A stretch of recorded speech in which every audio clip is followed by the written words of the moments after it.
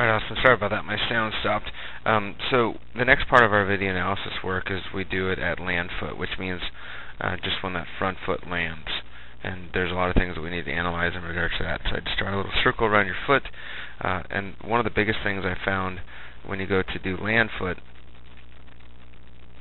is your bottom arm. And what I'm going to do is I'm just going to take a line there, and you can see that that bottom arm locks out on me. So as you go to swing, your hands want to go and separate away, but they don't want to go out and lock out. The locking out, we call that casting, and what happens is it makes us slow to the ball. We want to be short to the ball and long through the ball. So short to it and long through it. You can see right now, if I take this line out, you can see this front arm has a nice bend in it. And what you want to do is you want to keep that bend as much as possible to get us short to the ball and get us to contact. You don't want to lock that arm out until as close to contact as possible. But you can see as I go to swing that when your front foot lands, you're beginning to lock that arm out. And what that's going to do is it's going to make us be really long to the ball and have us be late on faster pitching. It's going to make us lose power. It's really takes our swing and pulls it apart.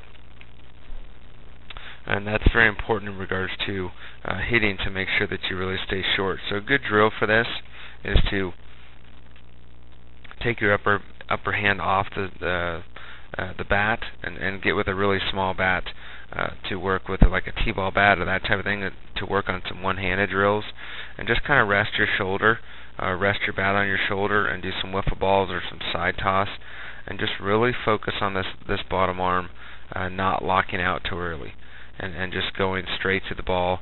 So you want to go short to it and long through it. Right now you're long to it and long through it. So that's going to make a huge difference in regards to your swing, to making sure that you're just resting your bat on your shoulder with a nice 90 degree in our arms, and you can just take it off and just go right to the ball. So that's going to be huge for you in regards to just making sure that you're nice and short to the ball. Another thing that we're doing too is you don't take much of a stride.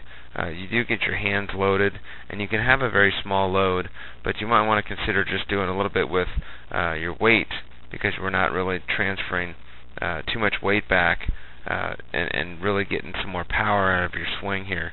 I would want to engage some more lower half and just get some more power in regards to your swing. I think you can get a little bit more out of your lower half than what you're doing. Could really help you with more explosion into the baseball. You can see when I land on that front foot that I'm landing on the outside part of my feet a little bit. We can be a little bit more athletic in regards to there to try to get some more power in regards to our swing and incorporating more power from our lower half. I do like a contact in regards to our head position. You're looking down the barrel of the ball, which is nice. You have a nice palm up, palm down position. Your posture is in really good shape. And typically you draw a line from that knee all the way up. You got a good angle in that foot. Your front side is a little bit open. You can kind of close it off a little bit more. And what I mean by closing off is you can take that foot, instead of it having kind of point here, you can kind of close it off just a hair, and that can help you a little bit in regards to just getting a little bit more power. One thing I did notice at contact is right at contact here, I want you to kind of key on your wrist here. Draw a little circle around it. You can see after contact, that top hand begins to turn over. And what you want to do is you want to stay on plane a little bit better. So right here, as I have my angle there, you want to try to stay on that plane, have that bat stay on plane a little bit more. You can see how it kind of turns out and goes away instead of being on plane at contact here. You want to leave those hands in the zone longer so you can try to stay through and stay behind the ball. But I think that biggest thing is just that lower arm is going to make a really big difference for you to work on. And how I would work on that is just do some one-handed drills to make sure that you're really staying short through the baseball, and just making sure that you're staying on plane, and that's the biggest thing for you. Also, we need to just really engage that lower half a little bit better in regards to our swing.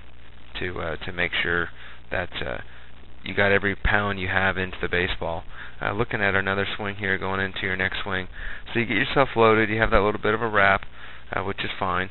That key is just working on that lower arm, where when you get yourself loaded, that you have some weight transfer back, and that you're not going to bow out or cast on that front arm. You can see as I go to swing, that as I go to begin to turn, that bottom arm is beginning to lock out. This one was a little bit better, but again, we're not engaging a lot of lower half here. I think you can do so much better and get so much more power in regards to our swing just by having it to where we can get just more lower half engaged. So one drill that I would do also is just making sure when I do land foot is just practice standing in on pitchers and really get more, a little bit more athletic, get more on our legs. And what I mean by that is just get more, a little bit more bend in our legs, get more on your legs here to be really more aggressive. We got to get more aggressive through the ball. It's going to create some more power for you. But at contact, what you can do, you can see when I get to contact here that I'm more up on the